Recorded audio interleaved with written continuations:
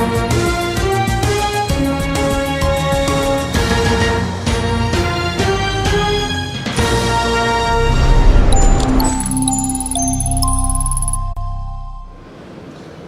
I'm Richard Hooper and this is SAT TV. Now I'm pleased to be joined by Kurt Riegelman of Intelsat. Kurt, we're at CommunicAsia. What are the demand drivers in Asia? What are you seeing? Yeah, good to be here. The Asia market's been great for us. The last few years we've had sustained growth, and we're very proud of that. When we look at this marketplace, it's a vast marketplace with a lot of different needs. We see a couple things that really stick out to us. DTH is still a driver. We have several DTH platforms on the fleet today, and we're in a lot of discussions about growing in new DTH. Media is still growing, so we're still seeing our customers around the world looking to grow by internationalizing or distributing their content everywhere. And that's taking a couple different forms. So we're seeing, continued growth of our traditional channels. We're seeing new projects like the HITS projects that are coming up in India, where we're trying to consolidate the programming and make it more efficient for cable systems. So those are continuing to grow. Occasional use, still growing. So a lot of more sports events, those kinds of things that we're seeing, special events, like right now a World Cup. We've got several clients within the Asia Pacific region that we did a substantial amount of business with. If we go into our broadband space, we are still seeing great demand around telephony and connectivity. So we're looking at our Epic solution, Intelsat Epic, as we're bringing that on board.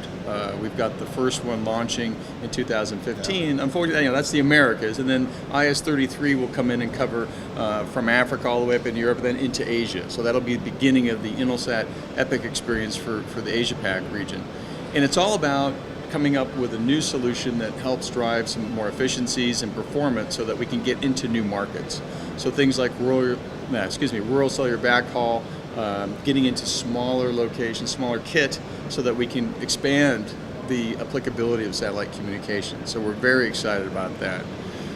From a cellular backhaul or telecom, we're still seeing trunking business growing. Yeah. It's becoming important. Obviously, some of our fiber point-to-point connectivity, our point-to-point connectivity is being eroded by fiber, but we're seeing a lot of requests for fiber restoration and those kind of services as people are really looking to have their networks uptime increase. So all in all, we're seeing a lot of different demand drivers throughout the region, which makes sense because it's so broad, and we're looking to address those with our current fleet and with new satellites that we're launching. But are you seeing any real difficult obstacles coming up? Well, I think we're still going to have to kind of deal with fiber as we go forward. Yeah. We're seeing it really as a transition. So some of the services that we provided in the past are going to fiber, but it's enabling new technologies, new services. So where we were doing point-to-point trunking, now that the fibers come in and they have a easier, lower cost, solution in terms of that big trunk, but it's enabling local broadband. So we're able to come in from a satellite perspective, go from that landing station, and then extend that capability out to further. So that's what we're really seeing both in Asia Pac and in the Africa market as well. So I think the biggest obstacle really is just working with, getting around the biggest obstacles are just sitting down with our clients and working through where they need their business to go. There's a lot of confusion right now in terms of companies. There's a lot of quickening of change within the technology space, and some of our clients are a little confused as to what makes sense. So we're spending a lot more time sitting with our customers, planning out where their business is going, what their applications that they're trying to pursue, and then how we can bring a bundle of service, because we're not just satellite, right? So we have the satellite, we have the Intelsat One network, and all of our teleports, and how can we fashion a solution that really supports them going into the future? That's the biggest effort, I think, in our next 18 months with the clients is bringing that whole bundle of service to them so they can go off and do some things that are more value add for their own business. I believe at Casbah yesterday, a couple of the panelists were talking about the satellite sectors being eroded by terrestrial and so on. Mm-hmm. Do you actually see that? Do you see over the next 6 years that this is going to be eroded? Well, erosion is an interesting term. Look, I think the terrestrial players are going to have more market, but I think the overall market is also growing. right? So everything that we see is connectivity is growing. Nobody wants less, that's for sure, right? So as we look at the market, what we see is there is a rising need for connectivity, both in metro areas, but really rural is really taking off, right? We've got to get out there and get that universal service. So what I would say is it's not erosion as much as transition. There's some places that satellite has been strong in the past that maybe get yielded to terrestrial solutions.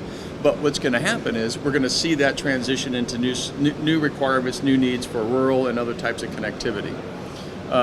Mobility on airplanes didn't really exist 5, 6, 7 years ago. Now we're seeing it as a significant part of our business.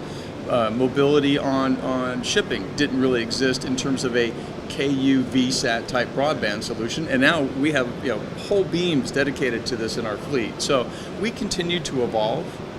Obviously, when you've got 50 plus satellites, you have to replace a few a year, right? So we've always got an opportunity to come back and readdress what we're doing and what our product mix looks like.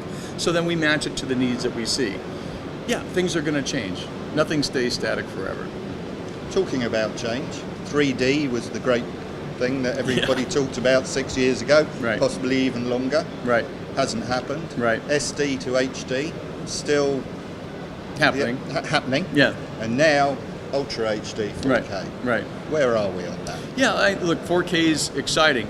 Even at NAB in April, 8K was there, right, being demonstrated. So, a lot of people were talking about, do people just jump to 8K?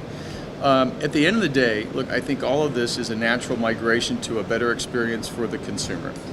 4K to me is not a question around if, it's about when. It's going to happen. But the whole ecosystem has to get ready for it. As a satellite service provider, we're ready today. We can transmit, and we are at our booth showing a great 4K demo. So we can move the content. That's not a problem. It's getting the material and all the content prepped and shot in 4K, having really efficient encoding and modulation schemes that make the transport more cost efficient. And then, building on the distribution side, having the cable MSOs and the DTH providers ready to deliver this, right? Because it's all going to take potentially, in the early days, a little bit more bandwidth to do it. And everybody's coming back saying, well, how do I monetize this? So they've got to figure out the business model around 4K. But, will we get there? Yeah, I think you're going to get there because the experience is compelling. There's still big parts of the world that are still moving to HD.